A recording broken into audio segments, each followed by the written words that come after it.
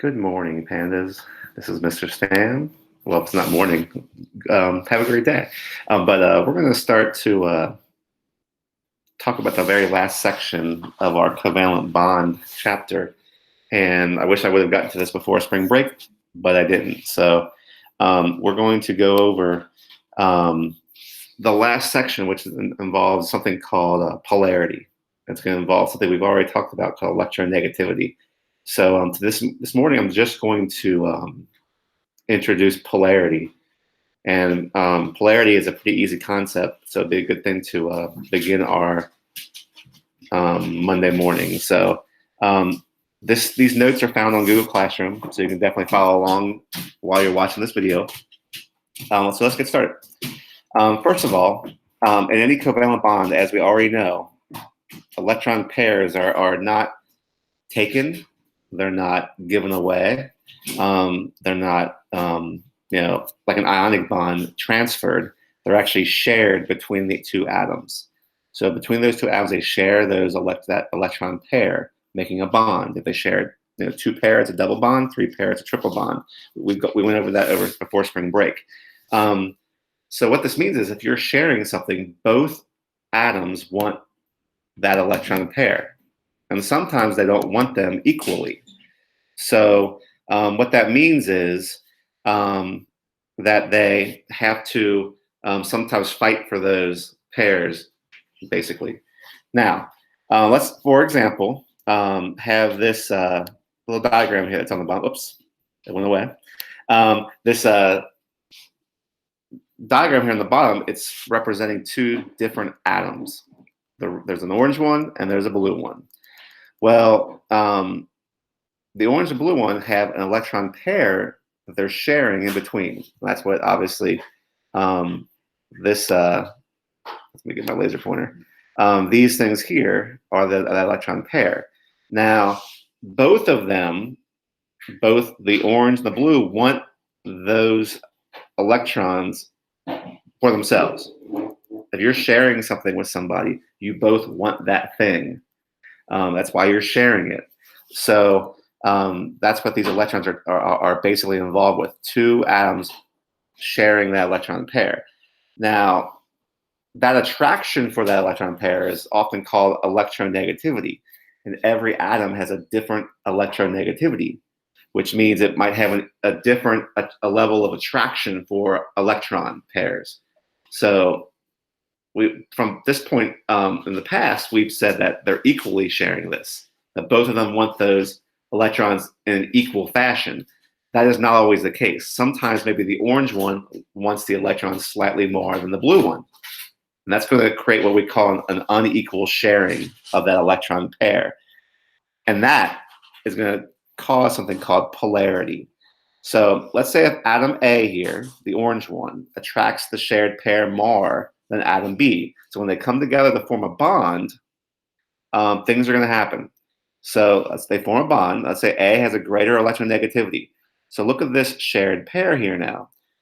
Look how they're closer to the A atom and farther away from the B atom. That's because A has a higher electronegativity, which means it wants to attract those electrons more than B. So they're going to be pulled closer to A and farther away from B.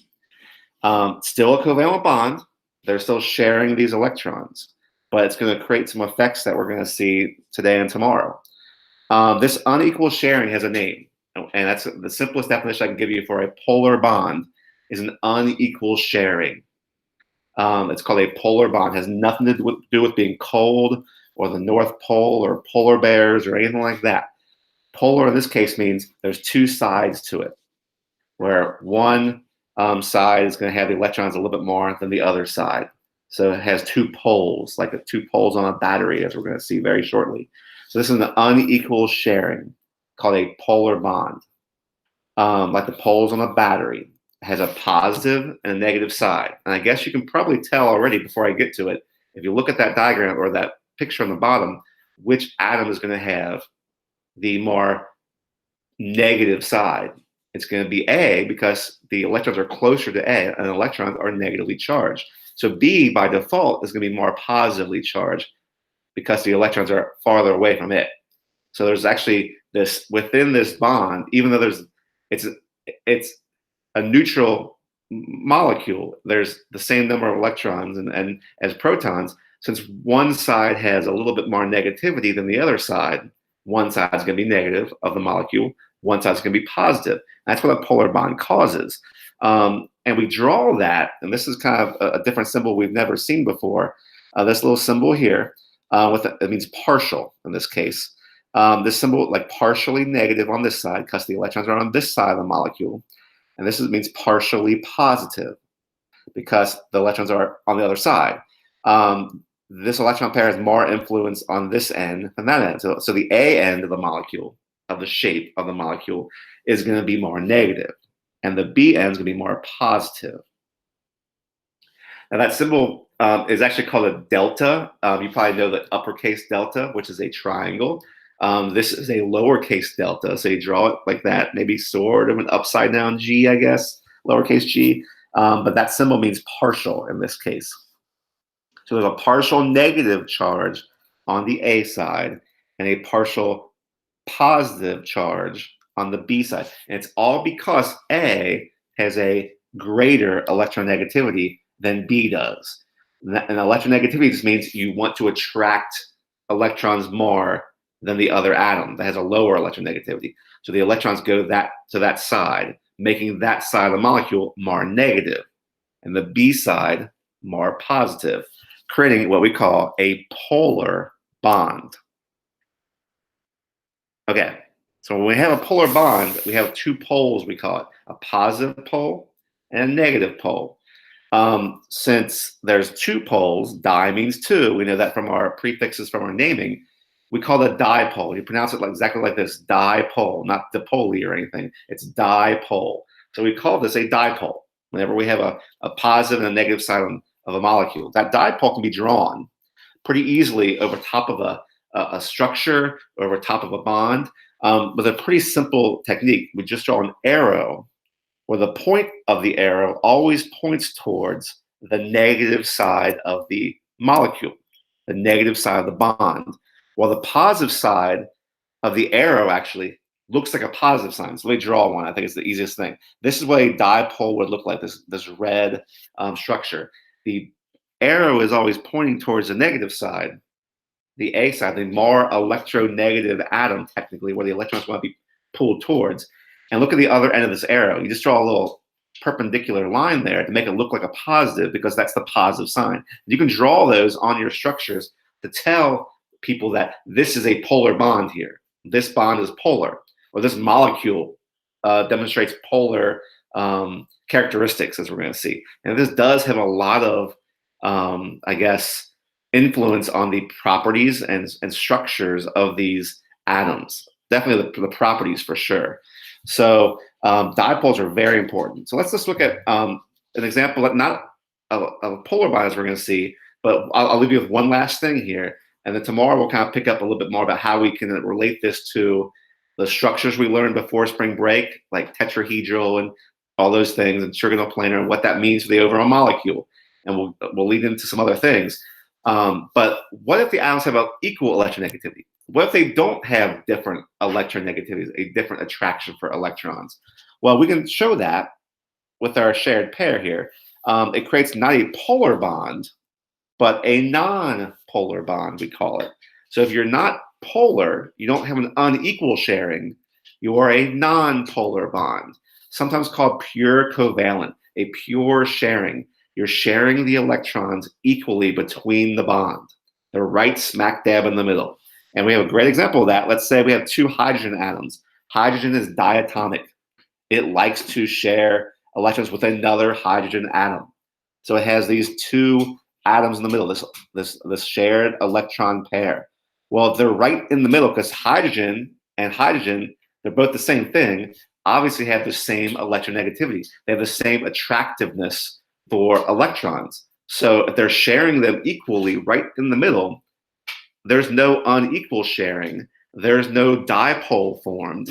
there's no positive and negative side. It's right in the middle. So this happens pretty much when your electronegativities are the same or very, very similar. And we'll get to that later on, probably tomorrow. But that does not create a dipole then. There's no dipole there. You would not draw any arrows there because this is not a polar bond. It's an equal, pure covalent bond. So just the last thing I'll leave you with, if you're curious, because you sort of got to know what electronegativity these things have to be able to figure this out. You have to know what atoms have what electronegativity. I'm going to share with you tomorrow a document that will show you, it's a periodic table basically, that lists every single electronegative value for every element that we're going to be using. And I think you know some of the trends from previous lessons. You know, fluorine has the highest. Obviously, noble gases don't have any. They don't want electrons. They're stable. They're content the way they are. But fluorine, if you remember, has the highest. It's actually 4.0, if you want the number. And francium has the least. If you remember the trend, way down here is 0.7, very low electronegativity. It doesn't want anything to do with electrons, but fluorine does. So, and everything else is in between someplace. So these trends can help you kind of realize which kind of atoms might pull those electrons on their side, making maybe a polar bond, which is what we would kind of want to get to eventually. And there's the trend right there. It increases electronegativity as you go right and to the upper part of the periodic table. These here, oxygen, fluorine, chlorine, they're going to have a very high electronegativity. They're going to want to pull the electrons towards them, creating polar bonds. So if you see oxygen and fluorine, chlorine, things like that, it really tends to form polar bonds in certain cases, at least. So that's the end of this lesson. We're going to continue this a little bit tomorrow to get some more examples and to see how a polarity can affect other aspects of chemistry and what it does for the properties of these molecules and how we can actually determine what kind of bond you are. Are you a polar bond? Are you a non-polar bond? And other things that we can talk about in that realm. So hope this made sense. If not, contact me, and you guys have a great day. Talk to you soon.